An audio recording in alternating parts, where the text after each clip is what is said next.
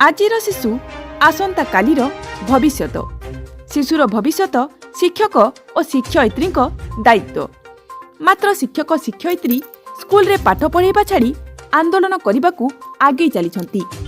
देखंतु दर्शक बंधु, ए दृश्य होची जगतसिंहपुर जिलार कुजंग ब्लॉक अधीन समस्त प्राथमिक विद्यालयर शिक्षक और शिक्षयित्री मानकर आंदोलनात्मक प्रतिवाद यात्रा।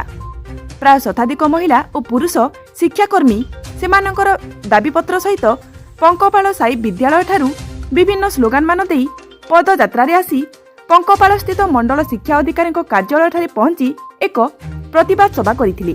परे मंडल शिक्षाधिकारी कुजंग पवित्र कुमार कर उक्त सभास्थल को आसी प्रतिवादकारी पाखरु शिक्षा अधिकारी उद्देश्य रे एक दाबीपत्र ग्रहण करथिले। शिक्षाविद मानक प्रति सरकारक एपरी वैमातृक मनोभाव को बुद्धिजीवी महल रे निंदा करा जाउथिबार चर्चा चली। ए आंदोलनर गुरु दायित्व बहन करथिले शिक्षाविद केशव दलाई, किशोर चंद्र साहू, रवींद्र कुमार नायक, असित कुमार चाहाणी, सूर्यकांत मल्ल, शंकर कांडी एवं राजश्री देवी। आसंतु सुनिबा सेमाने कोन कहउचंती। हाँ, मुझे रवींद्र कुमार नायक, शिक्षा सहायक 2007 बैच पोस्टिंग होती।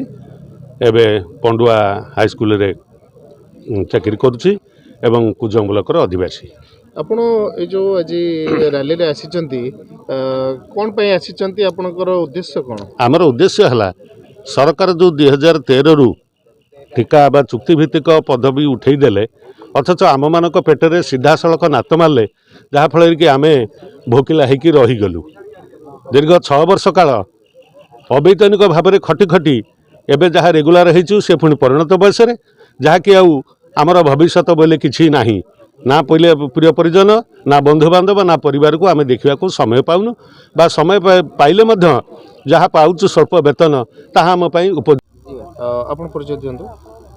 मो ना अंजलि कुमारी स्वाई, 2001 मसीह पोस्टिंग होइछि। आज जो समावेश होइछि तार अभिमुख्य कोन? तार अभिमुख्य 6टा अछि। एक रे होछि हमर 6 वर्षर मूल चाकरी को चाकरी गणना करिवा, पुराना पेंशन लागू करिवा, केंद्रीय हार रे दरमा देवा, 2013 मसीहार आईन को लागू करिवा, तापरे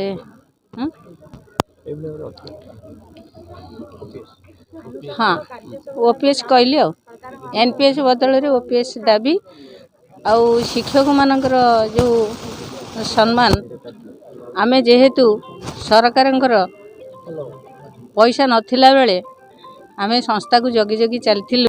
जिला परिषद शिक्षक संघ रे 1 मसीह कार्य करुछि। आमे 1 मसीह पोस्टिंग होला पर जतले सरकारंकर किछि पैसा पत्र नथिला, स्कूल संख्या जेतिकी टीचर भी नथिले सेतिकी शिक्षा सहायक प्रथम आरंभ होला सेठू आ 50 टंकिया भातिया।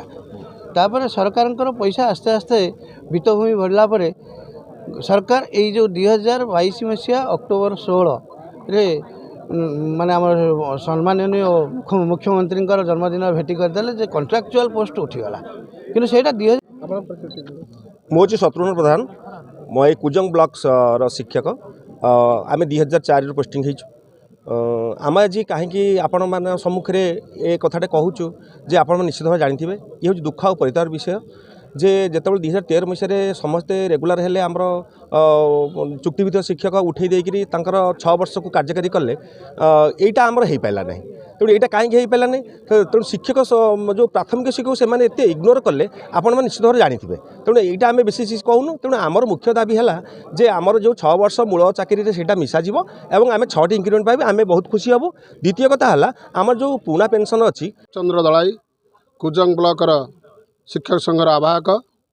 आज आम समस्ते सरकार आम प्रति जो वैमात्रिक भाव से एकाठी होइछु। 2013 मसीह सरकार जो चुक्तिभित्तिक प्रथा को उच्छेद कले, किंतु दुखर विषय शिक्षा को ମୂଳକୁ ଧରିଥିବା ପ୍ରାଥମିକ ଶିକ୍ଷକମାନଙ୍କୁ ସରକାର ବୈମୈତ୍ରିକ ଭାବ ପୋଷଣ କଲେ। ଆମମାନଙ୍କର ଆମେ ଯେଉଁ 2001 ମସିହାରୁ 2018 ମସିହା ପର୍ଯ୍ୟନ୍ତ ପ୍ରାଥମିକ ଶିକ୍ଷକମାନେ ଖଟି ଚାଲିଛୁ। 6 ବର୍ଷ ଅସ୍ଥାୟୀ ପିରିୟଡ଼ରେ ଖଟିଲୁ, କିନ୍ତୁ ଦୁଃଖର ବିଷୟ 2013 ପରେ ଯେଉଁ ଚୁକ୍ତିଭିତ୍ତିକୁ ସେମାନେ ମୂଳ ପ୍ରଦାନ କଲେ, କିନ୍ତୁ ଆମମାନଙ୍କୁ ଆମ କଥା ବୁଝିଲେ ନାହିଁ। ତେଣୁ ଆମର ଦାବି ହେଉଛି ଆମେ ଯେଉଁ 6 ବର୍ଷ ଅସ୍ଥାୟୀ ପିରିୟଡ଼ ଥିଲା ତାହାକୁ ସେମାନେ ତାକୁ ଗଣନା କରି 6ଟି ଇନକ୍ରିମେଣ୍ଟ ପ୍ରଦାନ କରନ୍ତୁ।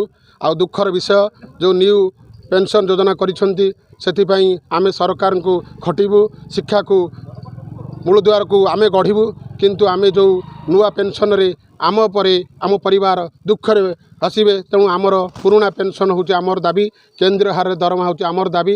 ତେଣୁ 6ଟା ବାଧ୍ୟ କରିବେ ସରକାରଙ୍କୁ।